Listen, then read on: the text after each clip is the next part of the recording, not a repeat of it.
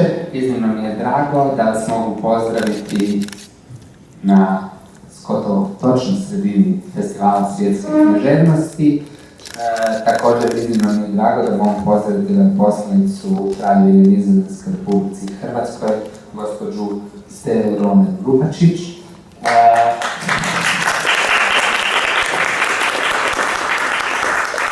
Ali prije svega molim da pozdravimo našu gošću, gospođu Margriet de Moor, koja je danas doputovala iz Amsterdama. Molim vas jedan pljesak za gospođu Margriet de Moor.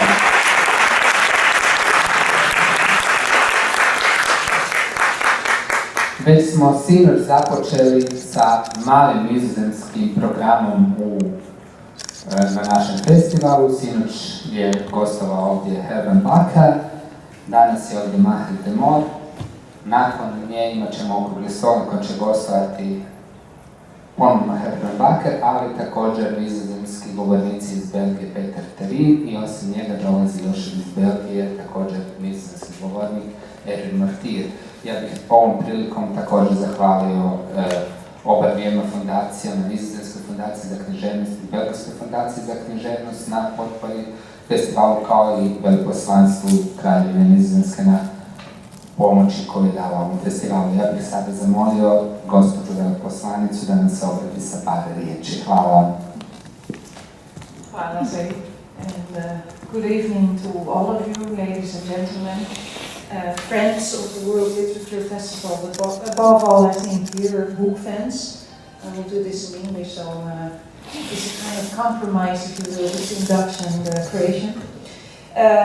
Thank you very much, first of all, for having given me this opportunity to say a few words tonight. I hear my own phone ringing, but Natasha will take care of it. I'm very grateful, especially because this is such a nice audience to address to. After all, an audience that likes art and therefore likes this festival, which I think very successfully combines the three forms of art, namely literature, but also music and visual arts. And therefore my congratulations really go to the organizers of the festival, Fraktura publishing company, because you really prove that when you're good, ambitious and innovative and you have ideas about that, these can be realized even in times when economically things are not so easy. Of course, I also like to mention that I'm especially happy to see a growing interest among Croatian publishers for Dutch literature, as well as the intention of the festival to increase the knowledge of the Croatian audience about European and more specifically Dutch authors. From my experience, having worked in Croatia for 3 years now, I can say that not only the links between Croatian and Dutch writers are good, but actually they are constantly growing. And we see really positive signs of that on both sides. So we really in the embassy are very happy about that. I'm also happy that the Dutch embassy therefore has decided to contribute to the festival, which has indeed allowed the festival to have as a guest here Margriet de Moor and Herman Bakker.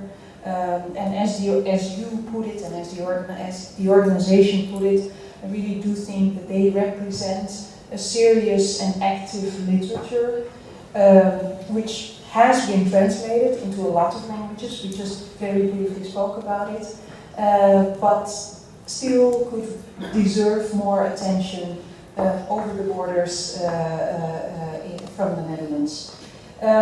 I do think this festival provides an excellent opportunity to undo this error, if you will, and therefore I'm very happy that yesterday you had a chance to get to know Mr. Herman Bakker, and this evening you have a chance to discuss with Ms. Margriet de Moor. I already mentioned I would not speak about their books. It's up to you to read them, or maybe you have done already. I would only about the book that is being discussed tonight, Painter and a Girl, or De Schilder en het Meisje, quote one of the reviews that I read and which drew my attention. It's, I think, actually one Dutch newspaper, Trouw, that wrote, "As a reader, there are more things you do not get to know. but it doesn't irritate the reader. Rather, Margriet de Moor achieves with it a philosophical awareness. The reality is too complex to just describe it. I thought that was very, very beautiful description. So once again, let me explicitly thank you, Fraktura, for translating these Dutch novels. I saw them outside, and thereby opening up this piece of Dutch literature to the Croatian audience. I truly applaud your decision, and I'm very happy to be here myself tonight. Thank you very much once again, and enjoy the evening.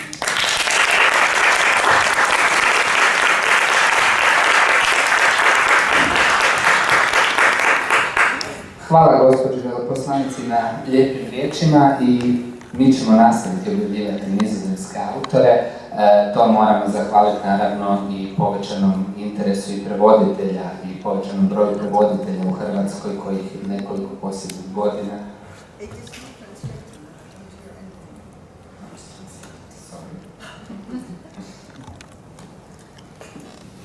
Hrvaja, molim te, probajte.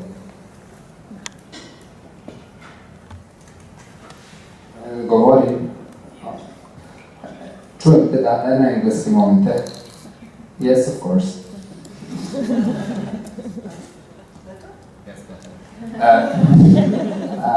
Hvala, dakle, prije svega veleposlanici, još jednom na lijepim riječima.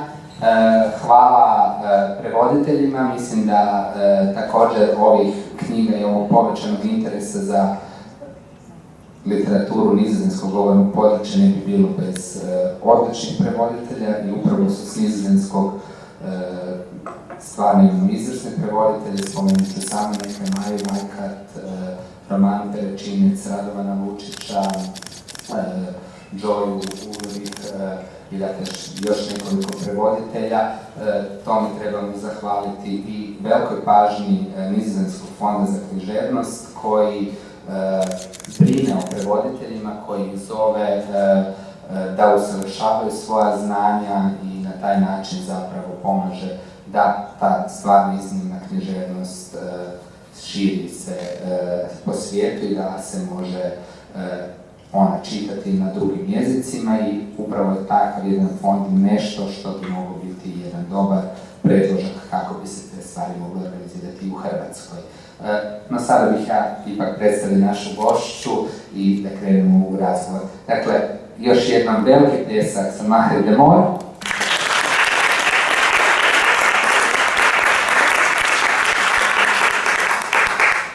Gospođa de Moor rođena je za vrijeme Drugog svjetskog rata u Nizozemskoj, u katoličkoj obitelji s mnogo djece i jedno i drugo će zapravo tematizirati u svojim dijelima na vrlo zanimljiv način. Ona je osoba vrlo širokih interesa. Na Kraljevskom konzervatoriju u Hagu studirala je klavir i pjevanje, od 1968. redovito je nastupala kao pjevačica, zatim studirala povijest, umjetnost i arheologiju, bila je udata za kipara Seida de Moora, 1984. pokraj Amsterdama su osnovali jednu umjetnički salon, jednu galeriju. Piše kratke priče i romane. Njezini zapravo književni interesi su vrlo raznoliki, no o tom ćemo pričati.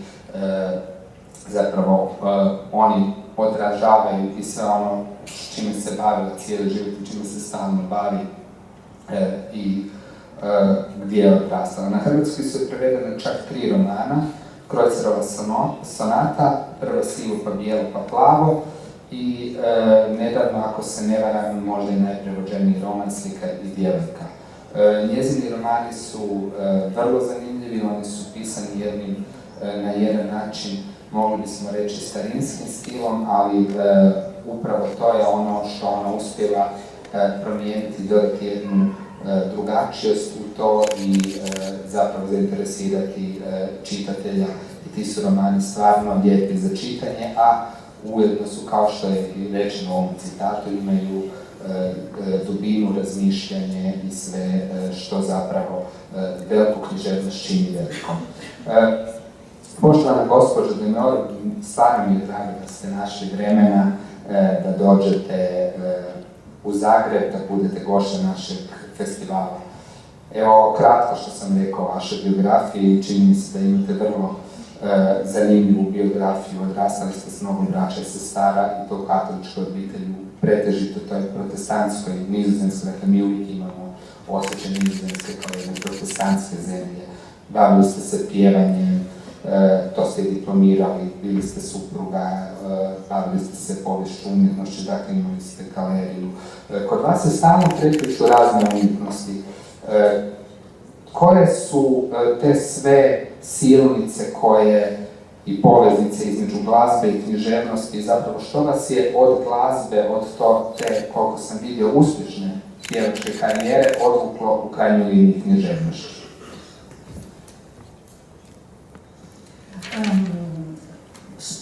Writing literature, no, you mean? That is your question why I started with literature. Well, from all this time, yes, with my past. Yes.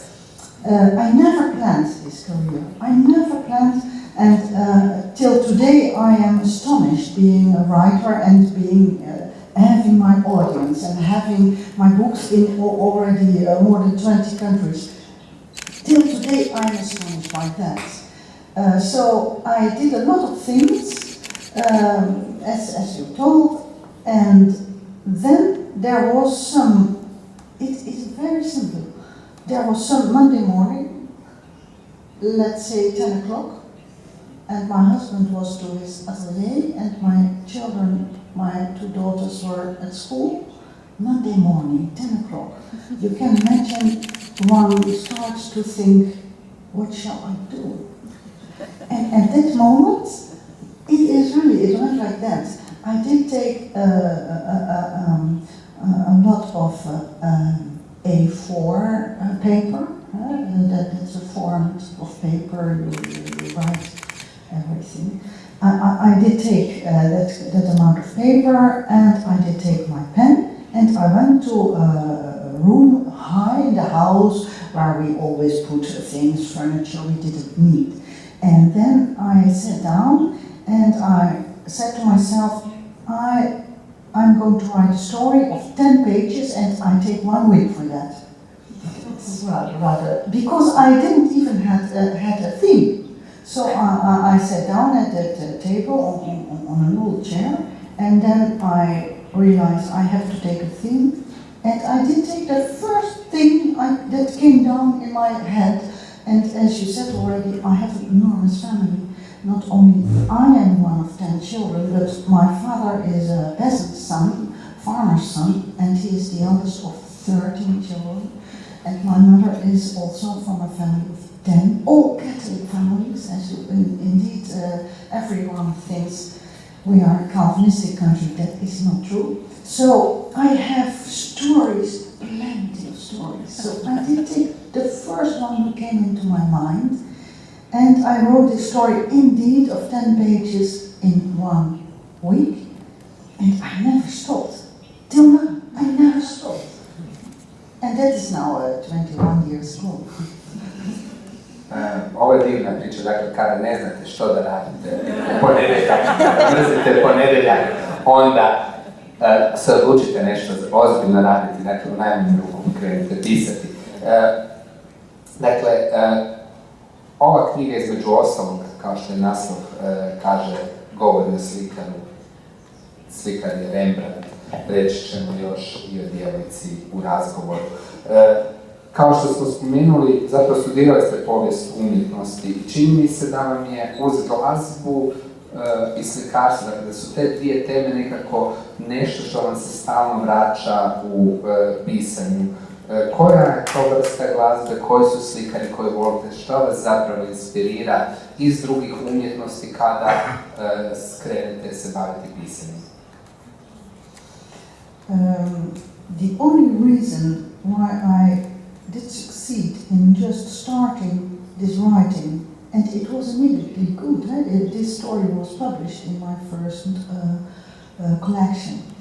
The only explanation is, I think, I have this most disciplined education in art that exists, that is the discipline of music. And it is an abstract art, and literature is the opposite. thing. It's concrete. It pretends it is going about us. So that is the beautiful thing of literature.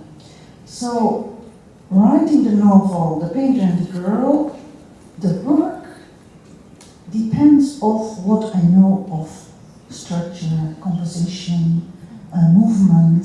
These are all musical things. And the story started with such a small drawing. It is only 10 centimeters by 12, something like that. And indeed that was a small drawing of Rembrandt. And what you see is a young girl on the gibbet. She's only 18 years, and she is a murderess. But what I saw when I saw this small painting of Rembrandt, this small drawing, I saw an innocent girl. You see this youth, and you see a young girl who thought to start her real life, her life as an adult woman. And you see, she is deeply shocked and sad. You see that on the drawing of Rembrandt. So what I saw was a murderess hanging on the gibbet. And I saw at the same time a young innocent girl. That gives enormous tension for a novel. The novel at that moment was there. I have always that. I take my themes, my novels almost like this, like indeed I've often seen my husband, who was also a painter, and when he started painting, he started always making, before touching the canvas, that was composition always. He had to realize. And that was also the case with my book, The Painter and the Girl. I saw immediately enormous tension, and I realized it is a meeting. It is a meeting between a painter in the end of his life. Rembrandt was old, he was sad at that moment, and a young girl of 18 years, and they only meet after the death of the girl. That is nice for a novel. To je odličan početak. Htio sam vas pitati na kraju, ću vas pitati sada kad ste već spomenuli tu malu sliku. Gdje se ona čuva, gdje ste našli? Dakle, to nisu obične slike takve male koje se izlažu u velikim galerijama. Kako ste naišli na tu sliku? Taj crtež. Yes, that's interesting, and that must have to do with my study of art history. I must have seen it once, just looking in a magazine, and once you see this image, you never forget. And then after many years, I saw in a very nice book of one of our writers, a historian, and he was writing about the history of the town of Amsterdam. And in that book I did find the girl again. And it was exactly at the moment I was contemplating about a new book. And so it came. And, well, maybe it's not interesting. I started immediately, the day after I started writing the book. And the small drawing is not in Holland. It is in the Metropolitan of New York, Metropolitan Museum in New York. To write my book, I did not need the real drawing because I knew the image. I was already halfway when I more and more felt the urge to see the real small drawing. So I did write to the museum if I could have a look at it, because it is not exposed indeed, because such a drawing is so vulnerable. And yes, I could come, and till today I am again surprised. They received me, they did bring the drawing from the cellars, and they put them on a small easel, I don't know the English word, and they let me alone with the drawing for 1 hour, alone. They only asked me that if I wanted to take notations, I would do that with a pencil and not with a pen.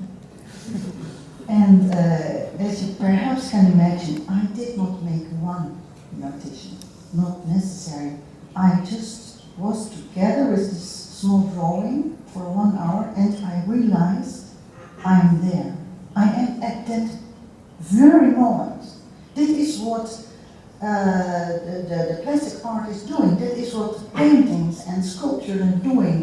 They are made at a certain moment, and they ignore time completely. You are there. I looked at that moment. It was so touching. It was real, very emotional at this moment. Being together is this. So that was something like pilgrimage. Yes, it had something to do with my being a Catholic, because that is what you do sometimes. You go to a holy place. You want to see a holy sculpture or a holy image, and it was a little bit like that. Evo, kao što vidite, neka treba samo pitati pa će nam se otvoriti vrata, ali trebate znati o čemu, šta da pitate. Sada ste spomenuli jednu stvar koja mi se čini dosta važna. Rekli ste da vam je taj crtež, da vas je on odmah uvukao, da ima tu snagu, kao što zapravo svaka velika umjetnost ima snagu da vas uvuče u nešto, u neko vrijeme, u neke likove. Meni se čini da ste vi to isto uspjeli sa ovom knjigom. Vaši su stvarno svi likovi trodimenzionalni, vrlo su životni, uvučete čitatelje zapravo odmah u priču. I u ovom romanu, ali i još nekim vašim romanima, često se okrećete povijesnim osobama. Zašto tako često idete upravo u povijest? Well, I don't do this purposely, not at all. And when I, just like this by coincidence, I see this drawing, okay, that's the 17th century. So I immediately am in the 17th century. The moment I'm there, I forget that is in the past. I write a novel as if it is a contemporary story. And I ignore completely the fact that we are centuries ago. And you can see that also in the novel, because there are some moments in which I simply introduce Van Gogh, or I introduce Tiziano. So the one is 1 century before Rembrandt and the other long after him.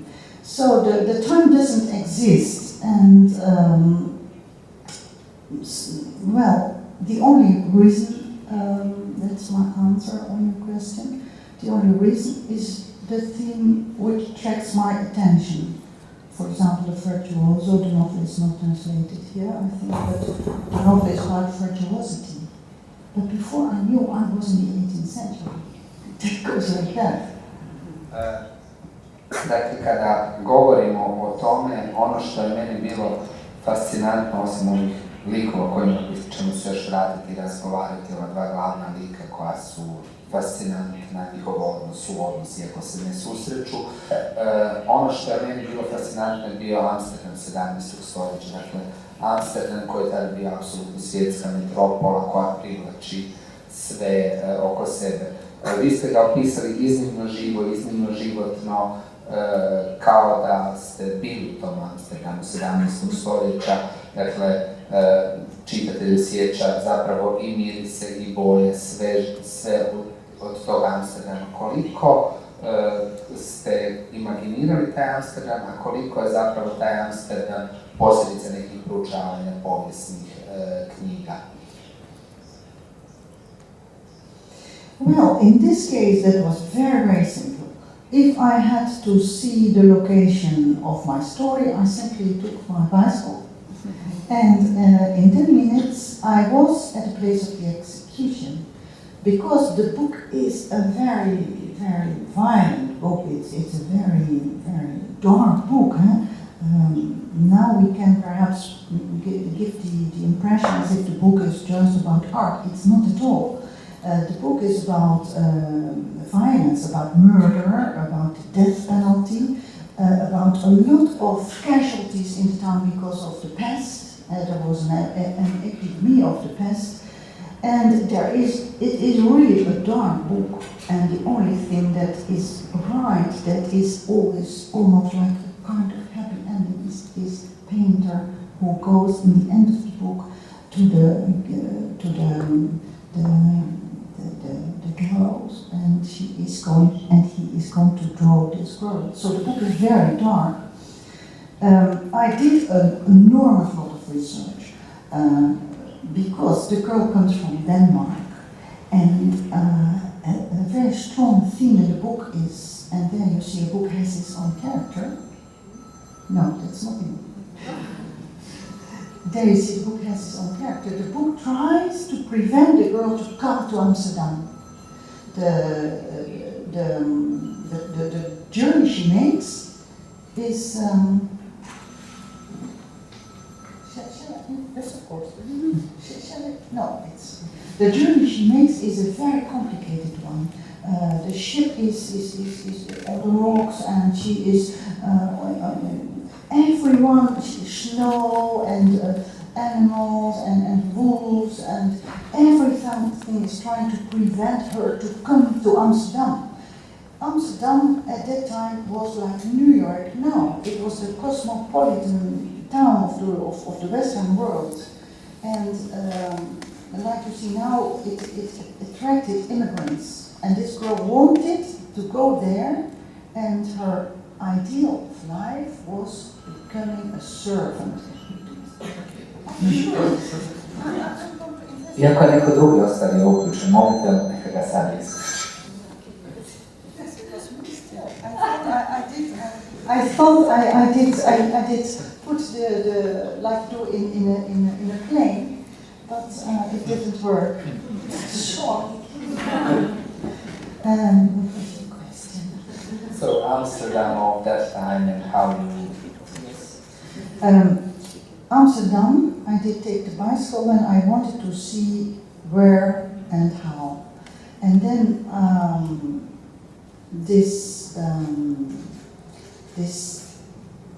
we call it now the Royal Palace, but at that time it was the townhouse, and Amsterdam was very proud on that. And every month there were these penalties, they called it just Justitie Day. And so now I could simply see where they did build the place where they executed these death penalties, and where the painter lived. This house still exists. Where he walked, everything is still there. Amsterdam, the center of Amsterdam, is so well prevented that you really are in a town of the 17th century. Kada smo počeli govoriti o Amsterdamu kao New Yorku toga doba, koliko ste zapravo, dakle, Elsa stvarno ima tragičnu sudbinu i ona je nekakva vrlo tragična heroina. Koliko je ona s jedne strane heroina toga doba, odnosno ili ovoga doba, i koliko kada uspoređujemo njezinu sudbinu, ona je zapravo naivna djevojka iz provincije i dolazi u Amsterdam i biva iskorištena na neki način, odnosno pokušaju iskoristiti, pa dođe do toga ubojstva. Koliko se možda u njoj ogleda i pitanje trafikinga suvremenog Amsterdama, trgovine ženama, prostitucijom, dakle koliko su to stvari koje ste možda i nenamjerno stavili u roman, ali meni se čini da one izlaze iz romana kada se čita, da čovjek mora misliti o tome kako danas djevojke iz Ukrajine ili drugih zemalja bivaju jednako tako korištene. Well, that is indeed very actual at this moment. And Amsterdam, when the tourists come, they come for two things. That are the drugs, and it is the red center. That they attract a lot of tourists, and to my enormous happiness, the town council at this moment is trying to remove this this red center, becoming more and more sinister. And indeed, a lot of young girls and women coming from Ukraine and the eastern of Europe, Romania also, no, I don't know how I must do it.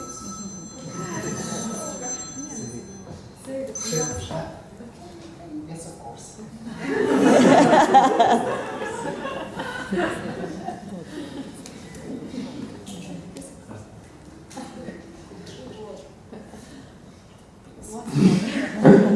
Yes. Thank you. And so at this moment, this red center is being You just, I listen to you. I cannot. can I trust it? We have several problems.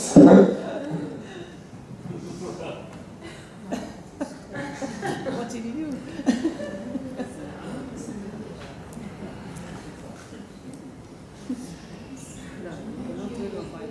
I have to think only now it's I have only 1 week this month. And back to the situation of Elsje, of the girl who immigrated there. Her penalty was very severe because death penalty was normal. She murdered her landlady. But then they gave her an extra penalty, and it was being exposed on the gallows, on this gibbet. And it is not known why they gave her that awful extra penalty, because we lived in an era where everyone believed in God, believed in afterlife, and believed in the you could not separate death, body and soul. So not being buried in the earth was a very severe penalty. And I did study the archives, because everything was written down. It was already very adequate administration. And I could not find why she had this extra penalty. So that is the nice thing when you are a novelist and not a historian. I thought maybe it was a Calvinistic town at the time. She refused to have sorrow. She refused to pray to God to forgive her because she was a very stubborn girl, and she refused because she did not regret her act. And that was really very severe because she troubled her own execution, because they wanted to make a nice performance with a criminal who was in tears and who was begging for and she didn't. She refused. That is in the book like that.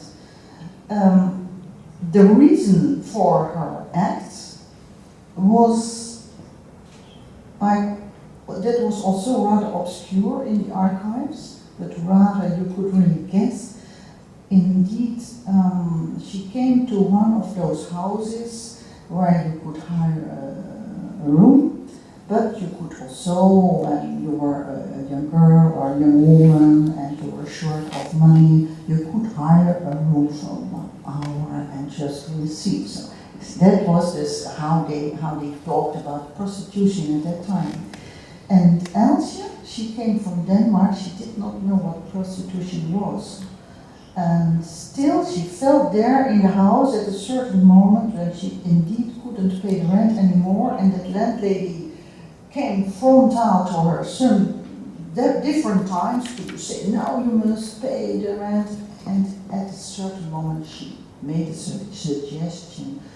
If you are a clever girl, I know very well how you can pay your debt.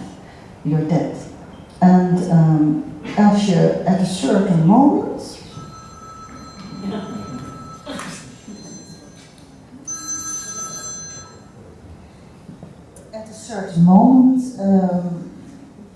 she felt herself so in a situation of she was very weak. She hadn't eaten for a long time, and there they were in the corridor together. Here the landlady, and here was she, and there was the door to the street. She could have run away, and then fell her eye at the other side, and there she saw an axe. And that is a moment that I think is a very interesting moment. The moment, how do you take a decision? And as you all know, we don't take our decisions so rational. And at that moment, the hand of Elsje knew the axe, because in her village, she was the one who was cutting the wood. And in this moment, she felt very vulnerable and very threatened by this woman. She did not think anymore. She did take the axe, and she started to murder the wife. And she did it really with all her heart. She, at that moment, that is all in the book, of course, that is not in the archives. That is when you, and I could very well image myself in this situation. And I must say, writing this murder was not difficult. And I did take my time for it. It is really pages and pages on. And at a certain moment, the girl thinks, I want to kill this woman, if necessary, 2 or 3 times. So that you see how decisive she is. And she comes simply, something in her has taken this decision, and at that moment, the decision takes over. I like this, that is very interesting to write. I think that happens very often in life, and especially in crimes. And now, can I continue, or do? Excuse me, continue, and I have more questions, of course. Yes, there is a small association which is important. As I confess here, I had no problem writing the murder, and when I thought it is very well succeeded, I felt happy. I slept like an angel. And then came the chapter with death penalty. And now I have seen on the writing desk the difference between a criminal act and death penalty, because I had also to write this and do my research. And I had big difficulties with that. So that was really very, very hard to write. Vratit ćemo se još malo na ja bih sada volio da malo opozit, dakle, ovoga s početka naslova, sad smo govorili o djevojci, a sada mi da malo govorimo o slikaru. Rembrandt u vašem romanu je iznimno punokrvan lik.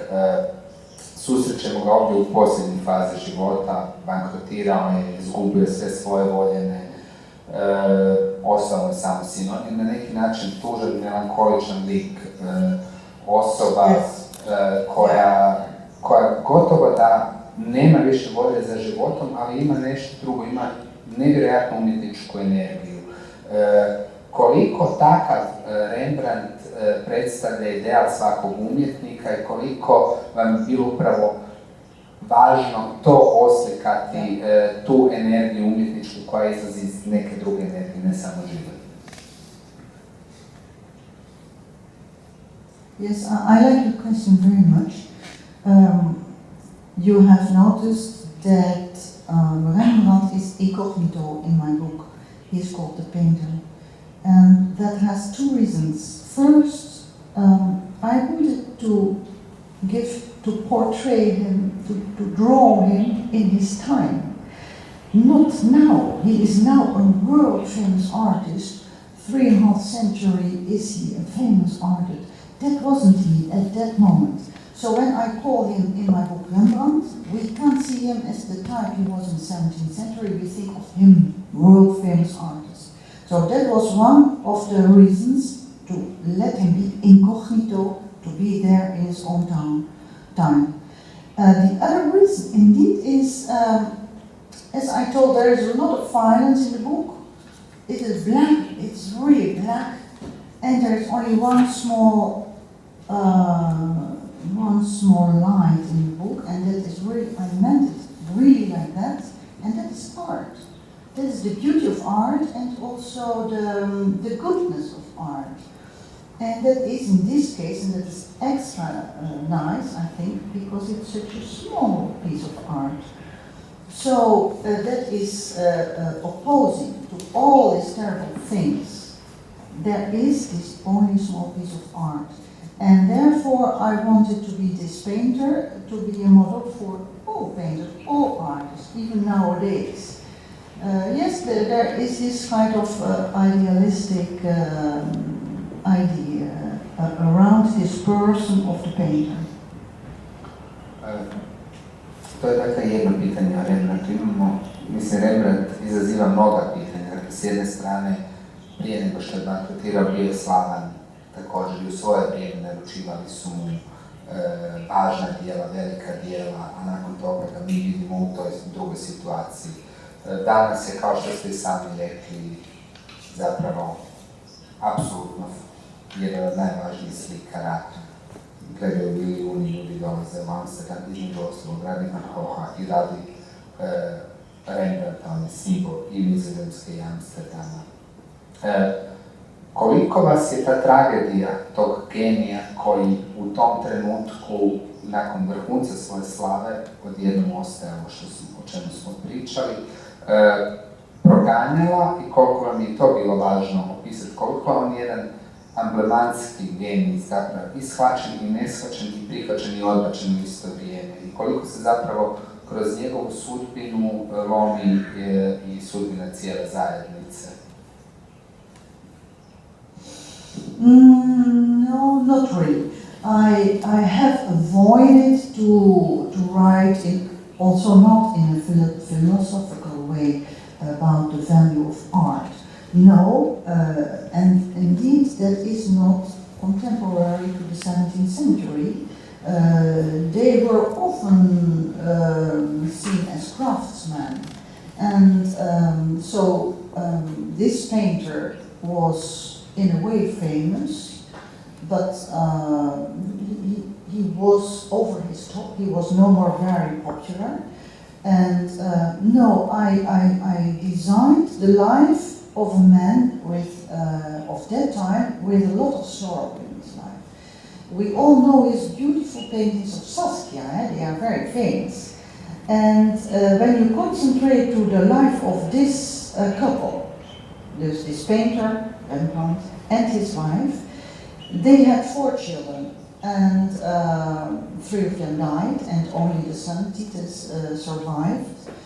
And this first woman, this first wife of this painter, so Saskia, they were only 8 years together. People always forget that. That is a very, very sad life. Imagine nowadays a very happy couple, but she is all the time pregnant. So that is also not a very happy situation because she all the time loses the child. So that is, when you see the paintings you see made by Rembrandt and so happy with his wife and the beautiful Saskia, but when you think of their life, and that was a very normal life in the 17th century. So that was this the biography of the character of the painter. And then his second wife, in the book she's called Ricky, and that is very appropriate because her name is in reality Henrik. So we always made this kind of nicknames, and so she is Ricky in the book. And she is also only 38, and then she's dying in this book of the pest. And what a very beautiful chapter is, I wrote it with a lot of tenderness, although it is also very terrible. The painter doesn't want to go and to see it. He, the artist of the eye, refuses to see this terrible thing. And then the son, Titus, sits beside the bed of his stepmother, and he goes together with her and reassures her, and he says, "Oh no. She said, "Oh, I'm not dying." "No, you are not dying. Next week we are going again," because they had a shop together, too. So he is lying because he wanted to console her. So he's making this death softer, and so these are. I have written the book in scenes, and you can even when I now talk about the book, I see it before my eyes, and I think it's like this in the book. I did meet shortly after a cineast, a Belgian. In fact, he is also a painter, and he said, "Yeah, you can draw the book just like that. You see everything that happens. You can make a film out of it." And that's the way I write it down. So I see this scene of the second wife who's dying there in Amsterdam. All this happens in Amsterdam. And then you see this boy, and well, the father is also surviving this child. So it's really tragic, yes. Kada govorimo o Rembrandtu s jedne strane, sada ste spomenuli njegove žene, dakle tragičnu sudbinu. Zapravo, kao što ste rekli i sami, knjiga je teška, mračna, ali opet čita se vrlo lako i zapravo daje sliku i umjetnika i tragične heroine Else i cijelog tog vremena na jedan drugačiji način, dakle nije toliko idealizirano. No spomenuli ste žene, ženski likovi mi se čini da su zapravo vama vrlo često i ne samo u ovoj knjizi vrlo važni. Oni su zapravo vrlo često i tragični likovi kod vas, pokretali su radnje kao i u ovoj knjizi, ali negdje sam čitao da ne volite da vas svrstavaju u tu ladicu ženska književnost. Zašto? Well, no, indeed I don't like that, because I think it doesn't exist. Female characters, there are of course a lot of men writers who have taken a female character, and Madame Karine, Madame Bovary, Anna Karenina. So it is very normal to write about women.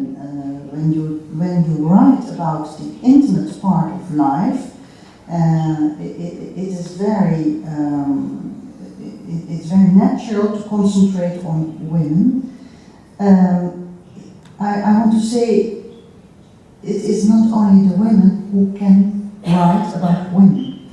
And in fact, I have also written from the perspective of man. My first novel, First Grade and White and Blue, have 4 characters and 2 of them are men. And the virtuoso also is completely concentrated on a man singer. And the Duke of Egypt, that is about the gypsies in the Netherlands, all men. So, no, it is not that I restrict myself on concentrating on women's lives, and then you see also in this novel a young girl and an older man. So that's one answer on the question. The other is more important, I think, is more fundamental, essential. All art is rooted in other art. Music is continuing on the pieces of music of other composers. Painters, take Rembrandt, his big example was Tiziano. And so artists are always in the company of other artists. And so writers are in the company of other writers. I have it very strongly because, as I said, I never planned this career. I was always an addicted reader. I read always. And so I have 2 foundations of my writing. The one I named already, that is my musical education. That's about the technical thing of the writing. But much more important is the whole world of the books I have read. And these are, well, we don't have to talk around that. Most of the books till now are being written by men. The most literary is in the, maybe that will change, but till now my material, the material in which I think, that is material made by men mostly. So. Kada govorite o tome, još čini mi se da je u ovoj knjizi postoje nešto što je dosta važno. Spomenuli ste to dijelom, dakle to ovo preskakanje iz perioda u period, Van Gogh i tako dalje. U tim zapravo, upravo u tome imate zapravo neka gotova eseistička promišljanja o svjetlosti u slikarstvu. To je sve odlično uklopljeno u narativni tok. Uspjela li se vi baviti ikad eseistikom, pišete li takve tekstove koji su zapravo u ovom slučaju gotovo na rubu studije? I koliko su vam važni ti iskazi kada ih stavljate u tkivo romana, jer mi se čini da upravo to poglavlje pokazuje nekakav vaš drugačiji pogled i na Rembrandta, i na to vrijeme, i na sve kasnije među utjecaje između umjetnosti o kojima stalno pričate. The light in this novel has, of course, a function, because once you take a character, a personage in your novel who is so famous, you have to take care, because there are really libraries full of material about this artist. So when I put something about, you could perhaps call that belonging to the artist world, in a novel, you have really to know why you do that. In this novel, the light at a certain moment is of utmost importance. This painter talks always about light and he has students, pupils, and he has a theory about light. But it enters in the book at a moment when light is of extreme importance for Elsie, the girl. She is in prison underneath the town hall. And she has been there in the dark for not so long. They work with those matters very, very efficient at the time. So she was in the dark, let's say 10 days. And then she comes to the day of her execution. And they put her up to the échafaud. What is the English word for the... Scaffolding, I think. Scaffolding. Scaffolding. Yeah. She enters, she comes up from prison to the scaffold. And it is the 3rd of May. It's a beautiful day. And then at a certain moment she comes there and she's blinded by the sun. And there's an enormous amount of people watching because it was first class amusement. People liked to go people like to see the executions, children on the shoulders, and well, we go, it's execution day today. So there was an enormous intimidation, the situation was enormous intimidation, and the first thing was this light. And at the moment she saw this light, she refused. And she started to fight with the people who were going to execute her. And so the light at that moment was for her refusing to die. So that is the light for the girl, and at that moment enters also the light for the painter. Sada za kraj, prije nego što prepustim pitanje vama iz publike, što vam je nakon ove knjige zapravo uhvatilo oko, što vas je potaknulo za vašu posljednju knjigu koju ste napisali, kako je došlo do toga, dakle čini mi se da upravo ono čemu ste na početku pričali, priče vas vole.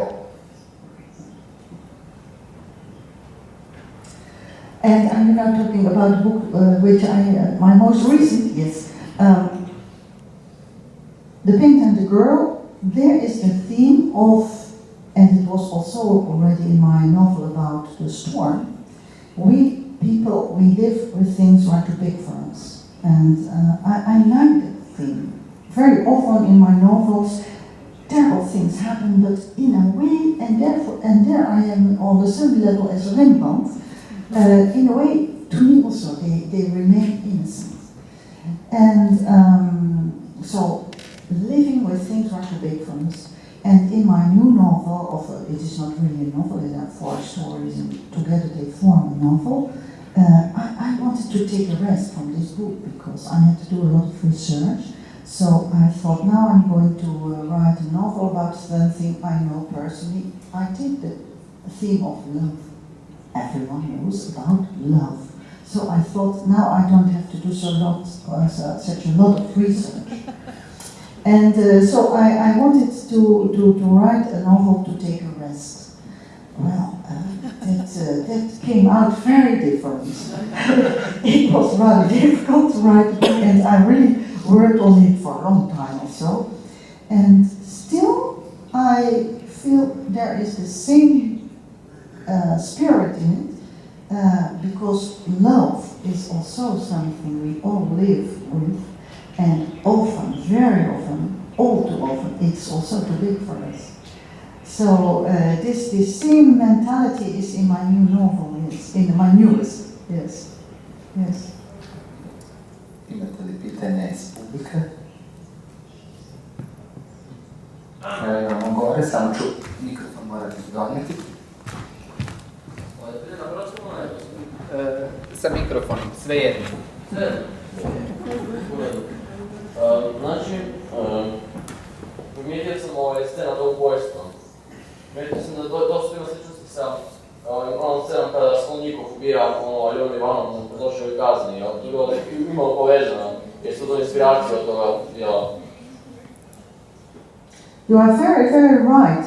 And the funny thing is that I was not thinking of that. Of course, I know the novel, because me being an addicted reader, of course, the novel, therefore your remark is interesting. We are all readers, you and me, we are all readers.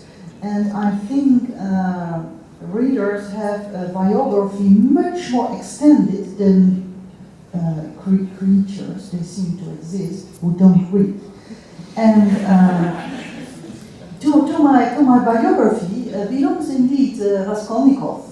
And I don't need to think of him, but it is very true what he is saying, because Elsh also was a little bit in the same mood as this hero of Dostoevsky. In a way, something in her said she had the right to do that. And then again, the act take things over.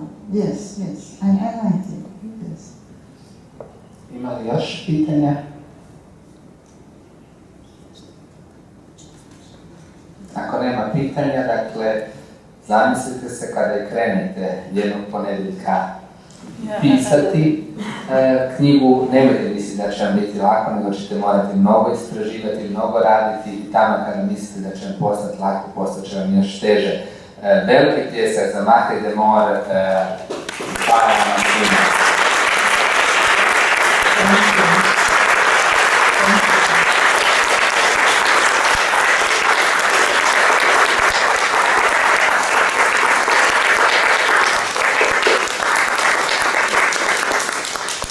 Gospođa Margriet de Moor će potpisivati.